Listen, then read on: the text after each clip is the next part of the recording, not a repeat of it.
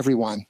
This might really be the last bicycle test this year, since Christmas is just a few days away. It's 5 degrees, so this video won't be the longest bicycle presentation I've made this year. But let this be enough for now. I'll try to quickly tell you everything. However, what will definitely be left out is the packaging, because it was so cold that I assembled the bike in the garage. True, not much happens regarding the packaging. It's not too complicated, since even the seat is already installed. All you have to do when the bike arrives is to attach the pedal, attach the stem, put the handlebars on the stem, and insert the front wheel, and basically it's ready. Of course, the usual checks are needed, like checking the screws, brakes, and gears, but once those are done, you're essentially ready. You can charge the battery, pump up the tires, and go cycling. So that's all there is to the packaging and assembly. Let's quickly dive into what this bike can do. For those who watch my channel, you might have noticed that this brand has already been featured this year, specifically with the Netuno Plus in bicycle. This bike is now the Netuno Plus, and in fact, there isn't much difference between the two bicycles. The only difference is that the Netuno was a mountain bike, while this is a city bike, but the foundation of both bicycles is essentially the same frame, everything is the same. The only difference is that this is a city bike without horizontal. Bar in the frame, it's easy to get on. It has a large luggage rack. The wheels are bigger, but otherwise the drive, the display, the system built into it, the brakes, the shock absorbers, and everything else are the same as that bicycle. So with the Netuno Plus. It's very important information, pay attention to this, that with Eskute bicycles, the Plus designation indicates that the bike has a torque sensor. Where there is no Plus, you get a bicycle with a pedal sensor or a speed sensor. But since this is a Plus, this is a torque sensor bicycle, and perhaps the most important feature of this bike is that it has a torque sensor. And you know well that torque sensor bicycles are much more pleasant to use than pedal sensor ones, because it's not just about starting to pedal and applying maximum force. But there is an electronic system that detects how much force you apply to the pedaling, and based on this, it adds power accordingly. So the harder you pedal, the more power the bicycle will provide, resulting in a much smoother and more pleasant operation. So, what can this bicycle do?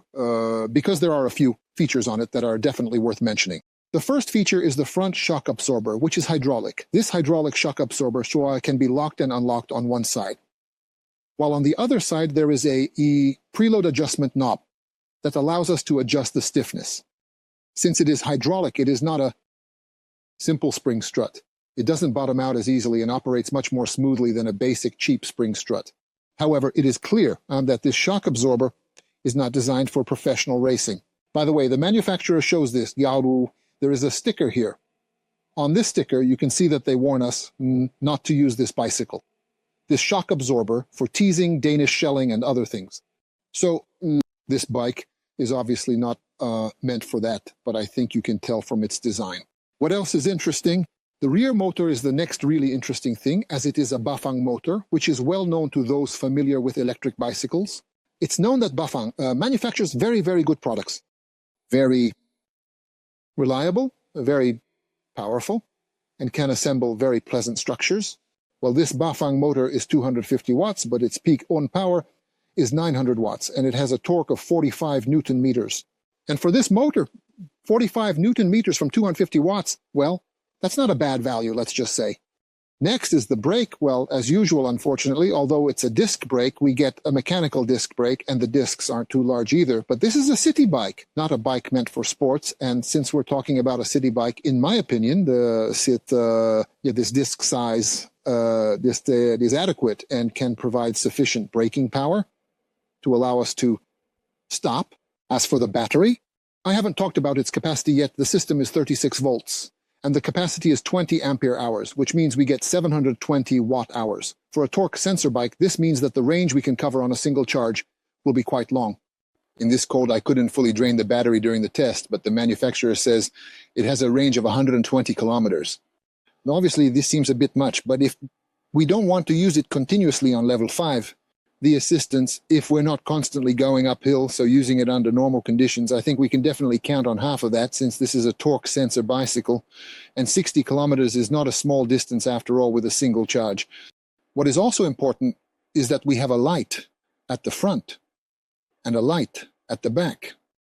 The rear light is connected to the electrical system, so it doesn't need a separate battery or anything else, which is a great feature. What is also essential is that we have a luggage rack, or a very large, very strong luggage rack, where you can also attach bags on the sides, and there are attachment points. And the manufacturer says it can handle a load of 25 kilograms. So you can even transport a child on it, or you can put larger packages on it. It is also very important that the bike comes equipped from the factory with both front and rear fenders. These are plastic fenders, but they look relatively good.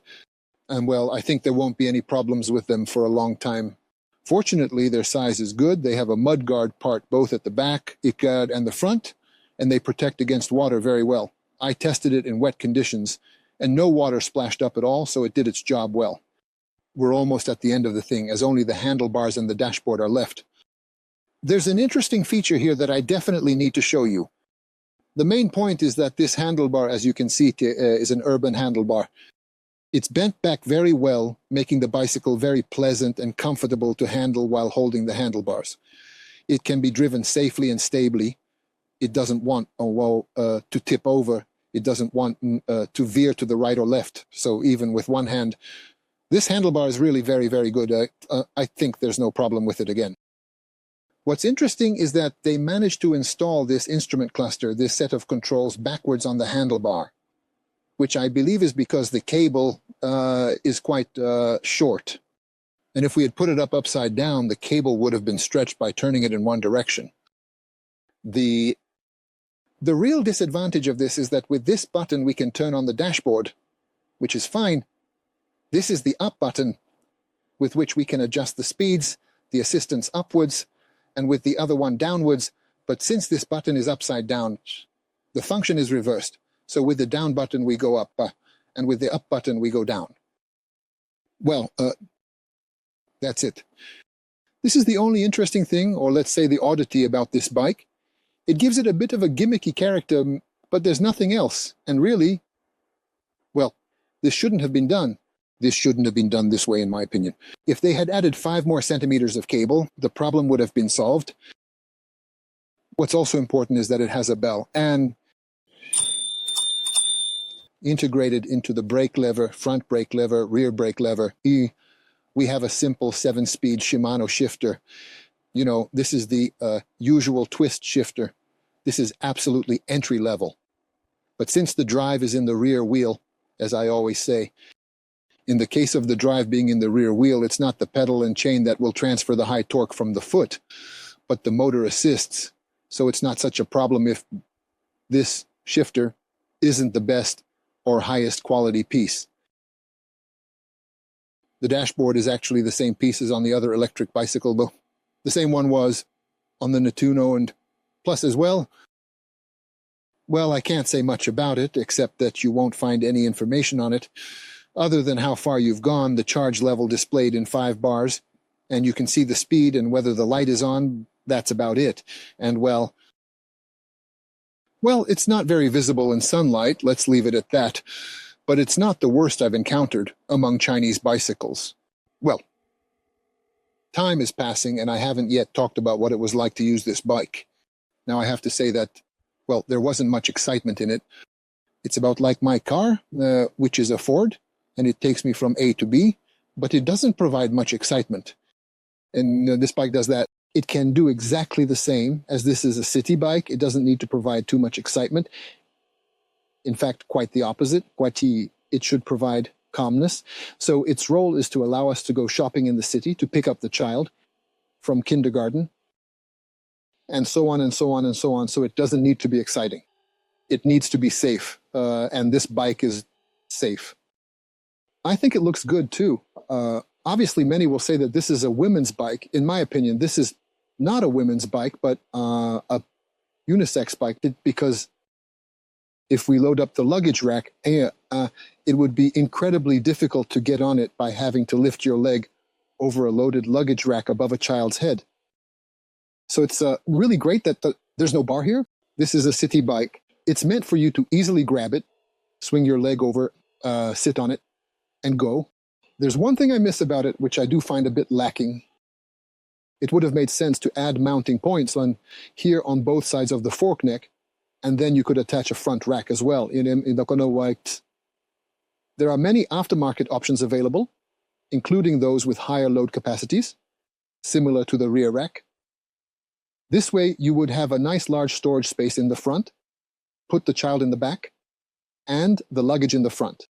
But with this bicycle, they did not provide that option. It is very important to note that the factory set maximum assistance of 25 km/h cannot be unlocked, so this bicycle only assists with the motor up to a speed of 25 km/h. This is, of course, an EU regulation, and it is also important that there is an EPAC sticker on it, which indicates that the bicycle complies with EU standards. It also states here from the manufacturer that the load capacity is 100 kilos in the specifications, but it is actually 120 kilos. Probably both values are usable. So if you weigh 120 kilo, I think you can still buy it with confidence. I don't believe there would be any difference or any problem with this bicycle. Now I've pretty much covered everything about the bike, just a few more words about what it was like to ride it. Well, I didn't ride it too much because it was quite cold and I was pretty chilly, so this was a relatively short bike test. In any case, I tried to test it under urban conditions, but not just on flat roads, but on inclines as well. Here in our area in Zala, there are relatively larger inclines within the city, and to my greatest surprise, I was able to pedal up even the relatively steep incline without any trouble, without much effort. It's true, I set the assistance to level 5, and I did shift the gears back, but I went up quite steep inclines without any strain. So, if you live in a place with inclines, not big mountains, but small hills, you can confidently buy this bike because you'll be able to use it there too, and you won't be exhausted. The front shock absorber was already familiar to me from the other used bicycle, and it worked very well on that one. And it works very well on this one too, as it absorbs road imperfections excellently. Under my weight, which fortunately is no longer 100 kilos, it didn't bottom out even on larger road bumps. So even on relatively rough terrain or with poor asphalt quality, you can confidently buy and use it as it won't shake your hands or your backside. As I mentioned, the handlebar, with this very wide design, the backward curving design can be held very comfortably and very stably, even if you happen to load the bicycle. Moreover, let's say this 25-26 km per hour speed, which can logically be achieved with this, is completely safe with this handlebar, this brake, and this drive system. Before I forget, there's one thing I forgot to mention, which might be important, that the usual, instead of 27.5 or 26-inch wheels, this has 28-inch wheels, so it's not the largest 29-inch that is currently used, nor the smaller 27.5, but rather 28-inch. The tread pattern is not specifically for asphalt. It has a pattern more suited for mixed use. This is actually good on asphalt and also on slightly rougher terrain, so you can ride it on a forest path, but don't try to go on rocky terrain with this bike. It's not meant for that. It was designed for, well, that's about it. I think I've said everything. I've obviously written an article about it as well, where you'll find the coupon code and the price, so you can see how much you can buy this bike for. I promise I'll put a good price there. I promise I'll put a price that makes it worth buying. So, if you want a really good city bike that gets you safely from point A to point B without any excitement or danger, one that performs well but doesn't consume too much and has parts that are considered good by Chinese standards, then I can confidently recommend this Netuno Plus bike to you. And with that, I think that's really it for now, and there won't be any more bike tests. In fact, there might not be any other kinds this year either, since Christmas is coming in, and between the holidays, I'll be taking a little break myself.